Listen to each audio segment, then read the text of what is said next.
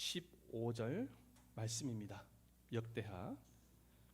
구약 성경에 있습니다. 역대 상담에 역대하가 있습니다. 성경에 보면은 구약에 보면 대라고 적혀 있는데 그게 바로 역대하입니다.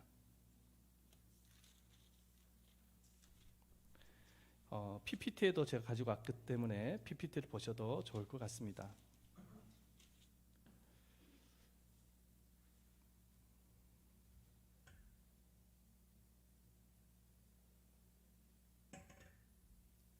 (26장) 1절에서 15절 한 구절씩 함께 교독하도록 하겠습니다. 유다 온 백성이 나이가 16세 된 우시야를 세워 그의 아버지 아마샤를 대신하여 왕으로 삼으니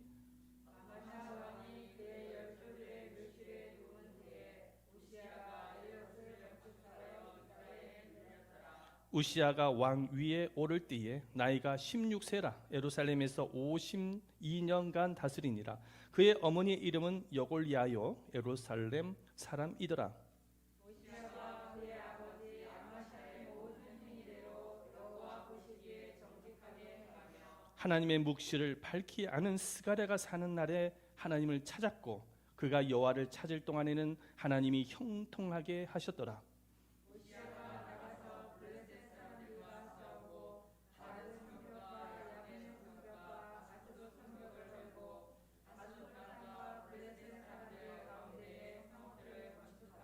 하나님이 그를 도우사 블레셋 사람들과 구르바알에게 거주하는 아라비아 사람들과 마온 사람들을 치게 하신지라.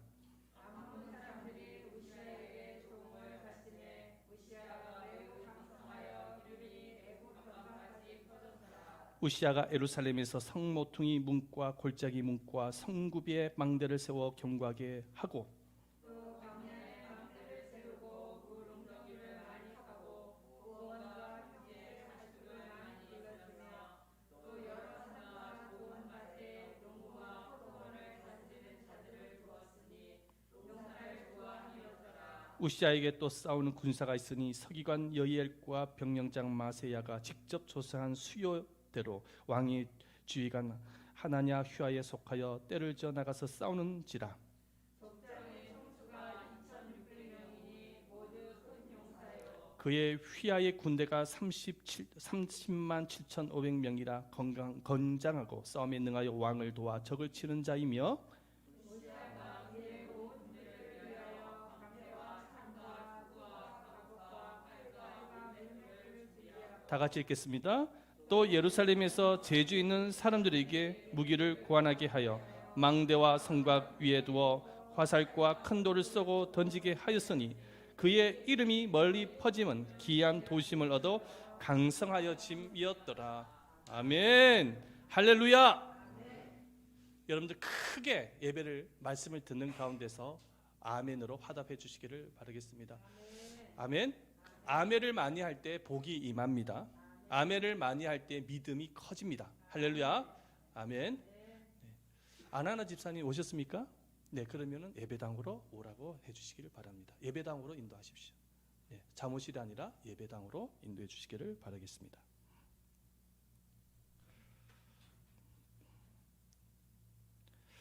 우리나라 속담에 보면은 시작이 절반이다라는 말이 있지요. 시작이 절반이다. 옛 어른들이 시작의 중요성을 강조하기 위해서 만든 격언입니다. 서양 속담에도 보면은 제가 좀 적어왔거든요. 서양 속담에도 보면은 유사한 격언이 있는데요. 잘 시작하는 것은 절반을 한 것이다라는 말이 있고요. 철학자 플라톤은 시작은 가장 중요한 부분이다 이렇게 말을 하였습니다. 그러나 시작보다 더 중요한 것이 있습니다. 바로 끝맺음입니다. 그래서 고사성어 가운데에 유종짐이라는 고사성어가 있습니다. 한번 시작한 일을 끝까지 잘하여 좋게 마무리하자라는 의미에서 만들어진 고사성어입니다. 독일의 격언에도 보면은 끝이 좋으면 모든 것이 좋다라는 그런 말이 있습니다. 보여주세요. 끝이 좋으면 모든 것이 좋다. 이처럼 시작도 중요하지만 끝맺음도 중요하다는 사실을 전 세계 지식인들이 강조하고 있는 것입니다. 하지만 한국 사람들은 시작은 잘 하는데 끝이 안 좋은 특징을 갖고 있는 것 같습니다. 우리 역대 대통령의 비참한 말로를 보면은 알 수가 있습니다. 우리나라 대통령 중에는 정말 국민적 영웅이 되어져서 대통령이 되어졌지만 그의 말로가 비참하게 끝이 나져서 미국의 망명을 간 대통령도 계시고, 우리나라의 큰 산업화를 이루었지만은 부인이 총을 맞아서 죽고 본인 또 총에 맞아서 죽은 대통령도 계시고, IMF라는 치욕을 남긴 대통령도 계시고, 임기가 끝나고 난 이후에 감옥에 간 대통령도 계시고, 국정농단을 통해서 탄핵이 되어져서 구속된 대통령도 있습니다. 이처럼 우리나라 대통령을 보면은 한 나라의 지도자로 꿈은 이루었는데 그 끝이 불행으로 끝이 나는 것을 우리가 보게 되집니다. 그런데 성경에 나오는 이스라엘 왕도 마찬가지였습니다. 대부분 끝이 별로 좋지 못했습니다. 대표적으로 이스라엘의 14대 왕으로 우시야 왕을 들 수가 있습니다. 우리가 방금 본문을 읽었던 왕입니다. 이 우시야 왕은 16세 때의 왕이 되어져서 52년간 남유다를 다스렸습니다. 시작은 너무 좋았습니다. 우시야가 왕이 되고 난 이후에 이스라엘은 군사적으로나 경제적으로나 정치적으로 최강의 나라가 되어졌습니다. 우시야 왕은 이스라엘을 군사 강국을 만들기 위해서 30만 7,500명의 군사를 훈련시키고 전쟁 무기를 생산하기 위해서 무기 공장까지도 만들었습니다. 우리 말씀을 보겠습니다. 13절 말씀이죠. 함께 읽어보도록 하겠습니다. 시작. 그의 휘하의 군대가 30만 7,500명이라 건장하고 싸움에 능하여 왕을 도와 적을 치는 자이며. 15절 말씀 또 읽어보겠습니다. 시작. 또 예루살렘에서 재주 있는 사람들에게 무기를 고안하게 하여 망대와 성곽 위에 두어 화살과 큰 돌을 쏘고 던지게 하였으니 그의 이름이 멀리 퍼짐은 기한 도심을 얻어 강성하여 짐이었더라. 아멘. 이렇게 우시야 왕은 강력한 군사력을 바탕으로 블레셋을 정복하고 아라비아와 마온이라는 나라를 무찌르고 암몬 족속에게 조공을 받게 되어지는 그러한 강력한 나라를 만들어냅니다. 7절 말씀 한번 읽어볼까요? 7절이죠. 시작. 하나님이 그를 도우사 블레셋 사람들과 구룹바알에게 거주하는 아라비아 사람들과 마온 사람들을 치게 하신지라. 8절 말씀도 읽어봅니다. 암몬 사람들이 우시야에게 조공을 바치매 우시야가 매우 강성하여 이름이 애굽 병방까지 퍼졌더라. 나라를 정복하고 조공까지 받게 되어진 아주 강력한 나라가 되어진 거예요. 우시야가 왕이 되고 난 이후에 군사뿐만 아니라 경제적으로도 굉장히 부강하게 되어지는데요. 나라의 경제를 위해서 이분이 한 일이 뭐냐면 물 웅덩이를 파는 것입니다. 물 웅덩이를 파서 평야와 평지에다가 가축을 키우는 거예요. 이스라엘 가보면은 산이 얼마나 많은지 모릅니다. 우리나라도 산이 많지만 그 산을 개간을 해가지고 밭을 일궈서 포도원을 만듭니다. 그래가 백성들이 먹고 살아가는데 지장이 없도록 만들어준 왕, 그 왕이 우시야 왕입니다. 우리 말씀 볼까요? 10절 말씀도 한번 읽어보겠습니다. 시작. 또 광야에 망대를 세우고 물 웅덩이를 많이 파고 고원과 평지에 가축을 많이 길렀으며 좋은 밭에 농부와 포도원을 다스리는 자들을 두었으나 농사를 좋아함이었더라. 아멘.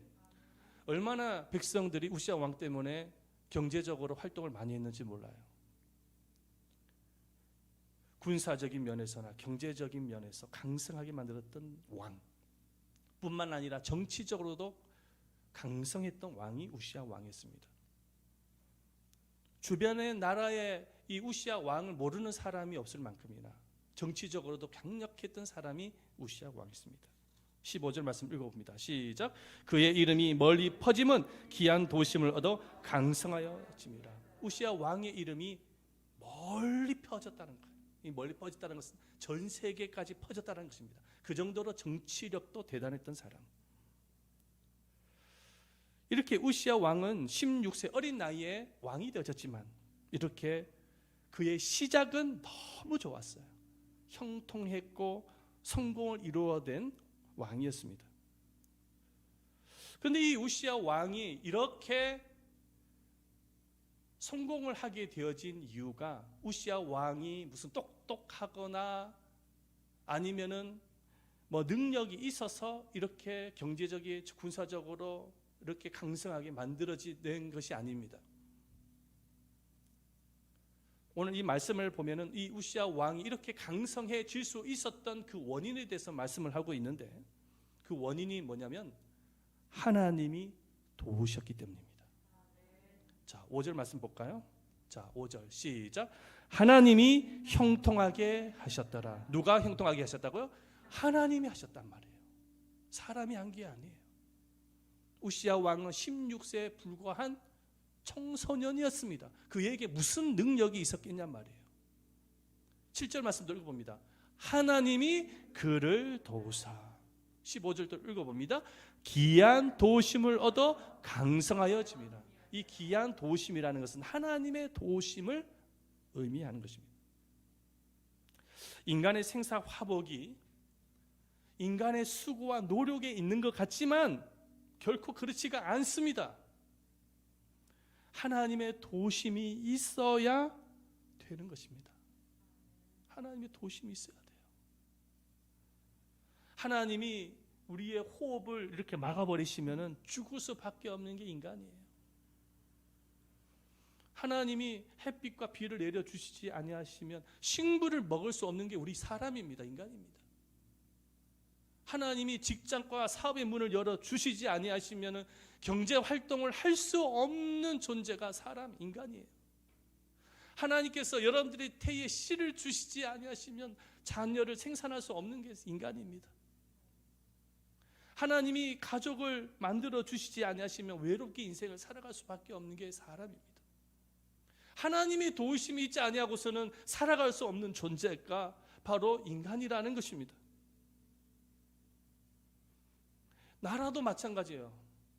아무리요 힘이 세고 뭔가 군사력이 강해도 하나님이 그 나라를 지켜주지 아니하시면 망할 수밖에 없는 겁니다. 그래서 이 야베스가 하나님 앞에 기도를 하고 난 이후에 하나님의 도우심을 체험하고 난 이후에 이런 고백을 합니다. 뭐라고 고백을 하냐? 역대상 4장 10절 말씀. 여러분 너무나도 잘 아는 구절이거든요. 한번 읽어보겠습니다. 시작. 야베스가 이스라엘 하나님께 아뢰어 가로되 원컨대 주께서 내게 복에 복을 더하사 나의 지경을 넓히시고 주의 손으로 나를 도우사 나로 환난을 벗어나 근심이 없게 하옵소서 하였더니 하나님 그 구하는 것을 허락하였더라. 아멘. 하나님이 그 구하는 것을 허락하였더라. 하나님이 도우셨다는 것이죠. 자, 그렇다면요, 여러분들, 하나님께서 우시야 왕을 도우셔가지고 이렇게 형통한 길로 인도하고 계시는데요. 그런데 궁극적으로 우시야 왕이 이런 형통의 복을 누릴 수 있었던 원인이 어디 있을까요? 그 원인이 어디 있냐면 스가랴 선지자들로부터 신앙 교육을 잘 받았기 때문입니다. 스가랴 선지자로부터 말씀의 권면을 듣고 가르침을 받아서 말씀을 따른 성도가였기 때문입니다. 우리 말씀을 보십시다. 5절 말씀을 한번 읽어보겠습니다. 시작. 하나님의 묵시를 밝히 아는 스가랴가 사는 날에 하나님을 찾았고 그가 여호와를 찾을 동안에는 하나님이 형통하게 하셨더라. 아멘. 오늘 이 말씀 가운데서 눈여겨봐야 될 구절인데 스가랴가 사는 날에라는 단어입니다. 이 스가랴 선지자가 사는 날에는 이 우시야 왕에게 영적인 지도자였어요. 영적인 스승이었어요. 그래서 영적으로 많은 도움을 줬던 사람이 스가랴 선지자였단 말이죠. 그러니까 이 스가랴 선지자가 살아있는 동안에는 권면을 들으면서 이 우시야 왕이 하나님을 간절히 찾았던 것입니다. 그리고 말씀대로 순종하며 따라갔다는 것이죠. 여기서 여호와를 찾았다라는 의미는 어떤 의미냐면은 바로 하나님의 말씀을 따라갔다라는 의미를 가지고 있습니다. 자, 이렇게 우시야 왕의 시작은 스가랴 선지자의 신앙의 도움을 받아서 너무나도 출발이 좋았습니다. 자, 그런데 안타깝지만 이 우시야 왕의 말년은 비참하게 끝이 납니다. 비참하게 끝이 나요. 이 우시야 왕의 말년은 어떻게 끝이 나면 영적으로 타락해가지고 하나님을 떠납니다. 그리고 문둥병을 앓게 되어져서 궁궐에서 살지 못하고 별궁에서 외롭게 살다가 생을 마감을 합니다. 근데 이 우시야 왕의 말년이 이렇게 비참하게 끝이 나게 되어진 원인이 있단 말이죠. 그 원인이 뭐냐면 그의 인생의 멘토, 영적 스승이었던 스가랴 선지자가 죽었기 때문입니다. 그래서 성경은 이렇게 무엇을 강조하고 있냐면 오늘 이 말씀에 5절 말씀에도 보면은 스가랴 선지자가 사는 날에 하나님을 찾았다는 것입니다. 스가랴 선지자가 죽고 난 이후에는 하나님을 찾지 않았다라는 거예요. 스가랴 선지자가 살았을 때는 영적으로 권면도 하고 왕이시여 이렇게 해야 됩니다. 저렇게 해야 됩니다. 이것이 하나님의 말씀입니다. 이렇게 하면서 영적으로 멘토가 되어져서 도와줬는데 스가랴 선지자가 죽고 난 이후에는 그렇게 왕에게 잘못된 길로 가더라도 멘토로서 영적으로 가르쳐주는 사람이 아무도 없었다라는 것이죠. 그러다 보니까는 이 우시야 왕이 점점 하나님과의 관계가 멀어지는 거예요. 처음에는 저렇게 하나님을 찾았는데 스가랴 선지자가 죽고 난 이후에는 점점 하나님과의 관계가 멀어지기 시작합니다. 하나님과의 관계만 멀어지다 보니까는 예배도 소홀하게 되어지고 기도도 소홀하게 되어지고 점점 하나님과의 관계가 멀어지더라고요.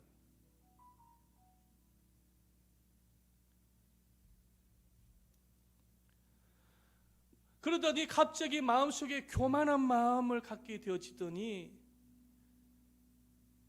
제사장들이 분향을 해야 할 분향을 왕이 해버립니다. 이건 월권행위예요.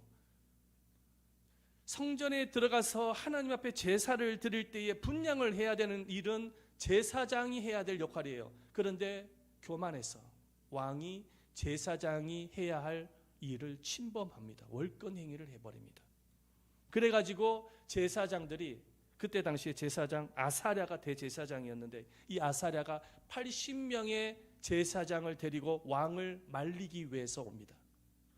말리기 위해서 왔는데 왕이 오히려 제사장을 향해서 화를 내기 시작합니다. 화를 내자마자 하나님이 진노하셔가지고 왕의 이마에 문둥병을 앓게 만드십니다. 우리 말씀을 한번 볼까요? 19절 말씀이죠. 19절 한번 읽어보도록 하겠습니다. 19절이죠. 시작. 우시야가 손으로 향로를 잡고 분향하려 하다가 화를 내니 그 제사장의 화를 낼 때에 여호와전 안 향단 제사장들 앞에서 그의 이마에 나병이 생긴지라. 나병이 생겼다. 나병이 문둥병을 말하는 것입니다.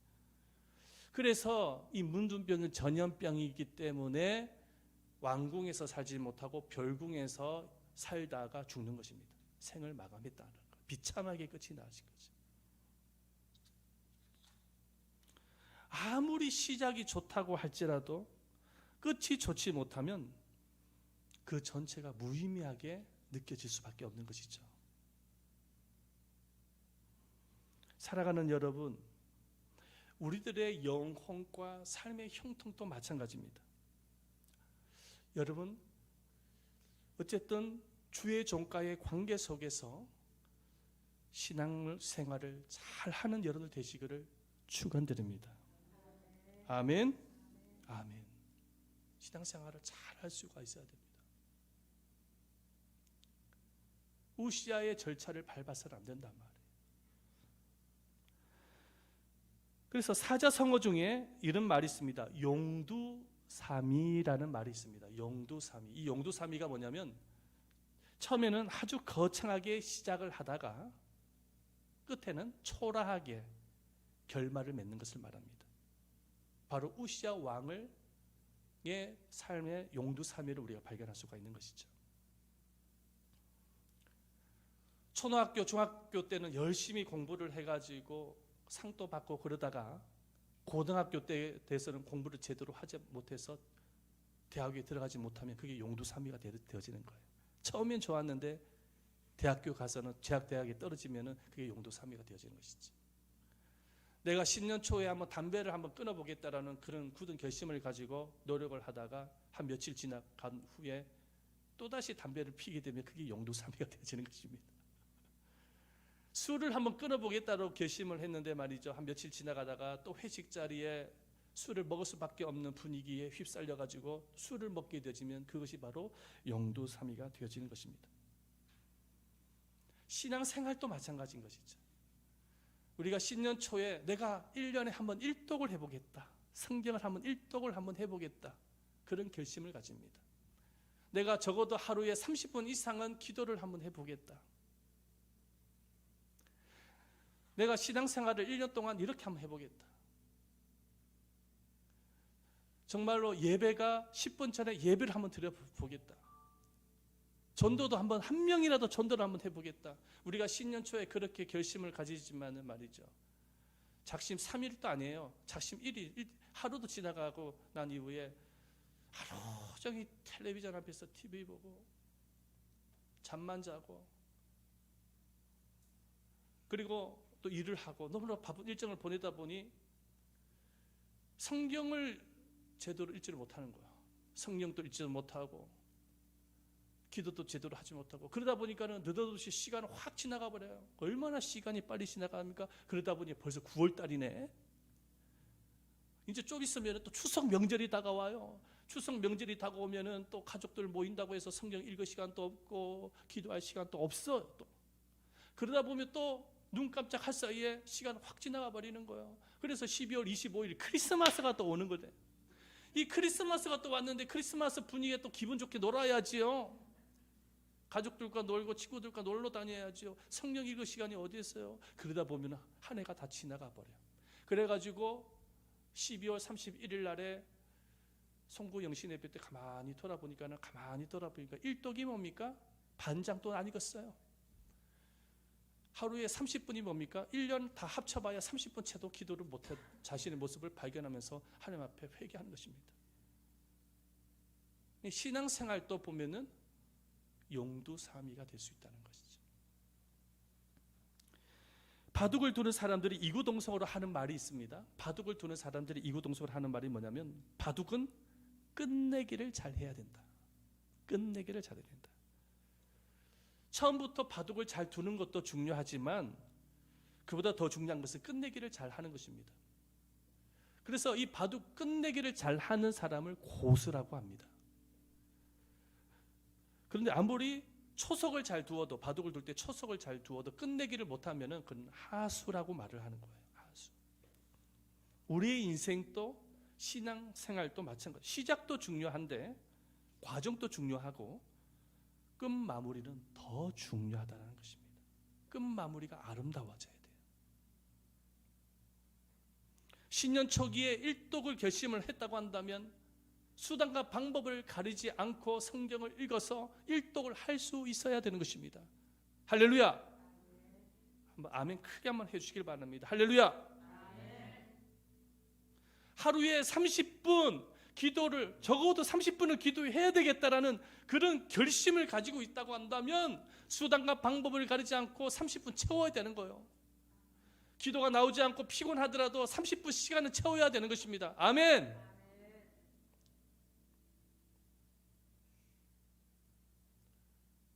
내가 올해 안에는 예배를 하나님께 기뻐하는 예배자로서 회복되겠다. 그러면은 방법을 가리지 않고 예배 회복이 일어나야 되는 것입니다.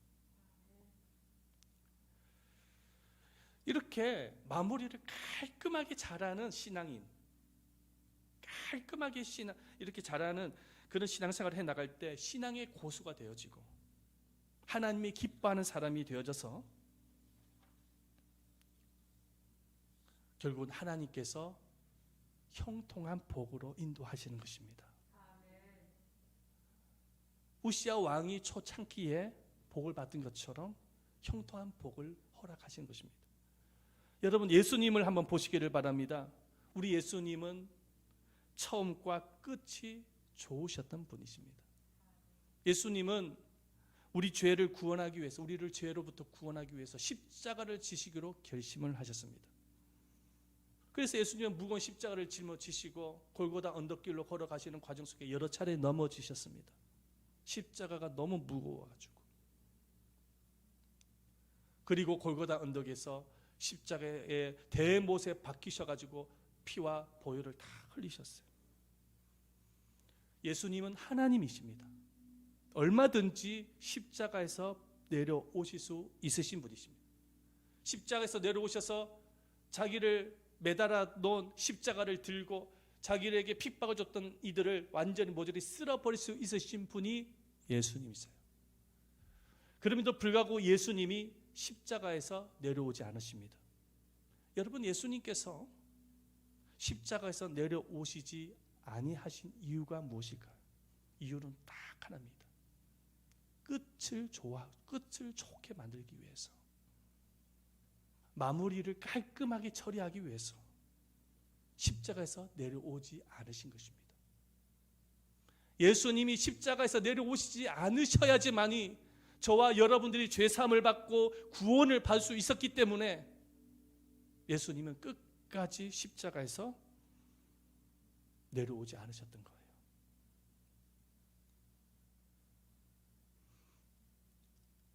그래서 우리가 이 십자가를 바라볼 때에 처음과 끝이 좋으셨던 예수님을 우리가 항상 생각을 해야 되는 것입니다. 십자가 그늘 밑에 있는 주의 자녀는 신앙생활을 할 때에 그래서 처음도 좋아야 되지만 과정도 중요하고 끝 마무리는 더 중요하다는 것입니다. 바둑에서 말하는 것처럼 끝내기를 잘하는 그런 성도가 되시기를 예수님의 이름으로 축원드립니다. 정말 마무리를 잘할 수 있어야 돼요. 신앙생활을 잘할 수 있어야 되는 것입니다. 전도를 하다 보면은 이런 분을 만납니다. 초창기 때는 열심히 신앙생활을 하셨어요. 그런데 사단의 시험에 들어가지고 푹 쉬고 계시는 분이 계시더라고요.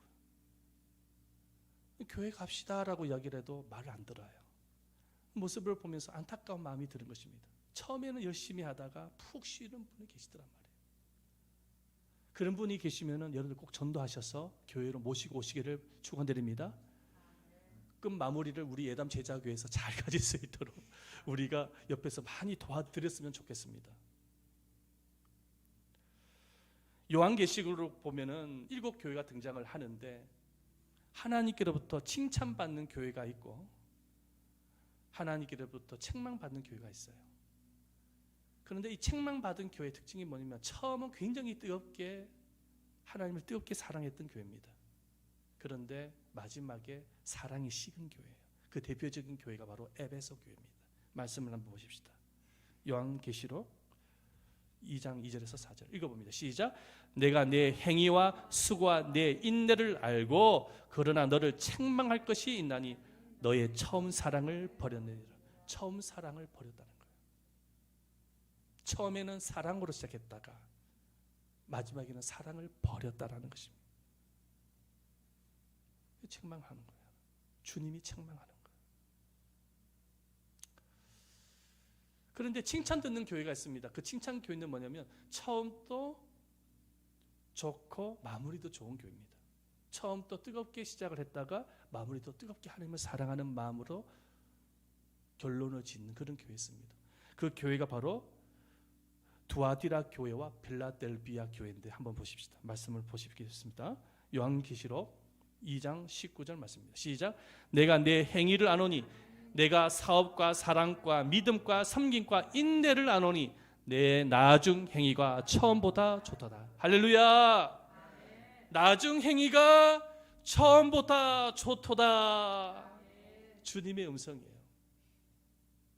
여기서의 교회란 건물이 아닙니다. 교회는 저와 여러분이 교회입니다. 여러분들의 신앙을 보고 계시다라는 것입니다. 처음도 좋지만은 마지막은 더 좋아야 되지 않겠습니까? 이제 주님의 품으로 가야 할 날이 점점 가까워오고 있는데, 할렐루야.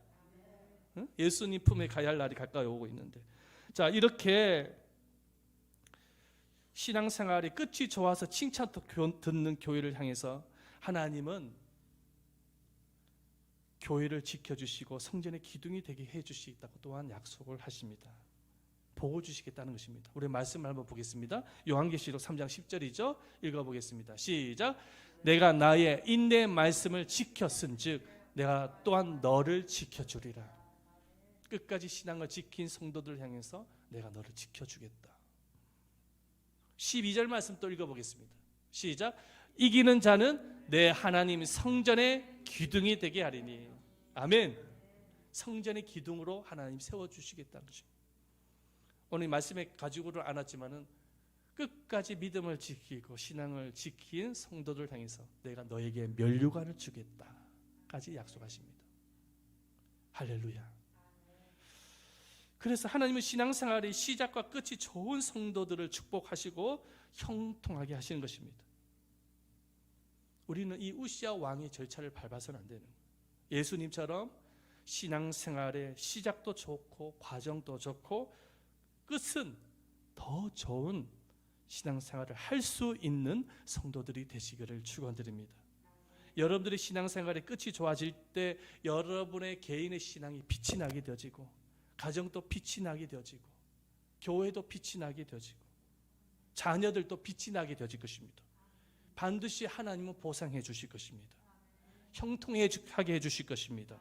공짜가 없습니다. 세상에도 보면은 공짜가 없다고 말씀하고 계시지 않습니까? 하나님에게도 공짜가 없어요. 신앙의 처음과 끝이 좋아서 하나님의 영광을 위해서 인생을 산 이들을 하나님 그냥 두시겠어요? 보고 주시죠.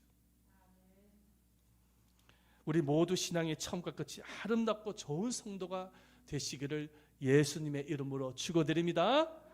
우리 한번 이 시간에 찬양을 한 곡 하겠습니다. 내가 매일 기쁘게. 반주 한번 해주세요.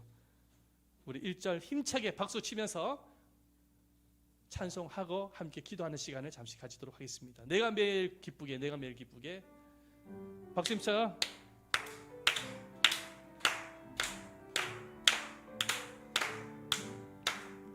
내가 매일 기쁘게 술래 얘기를 행함은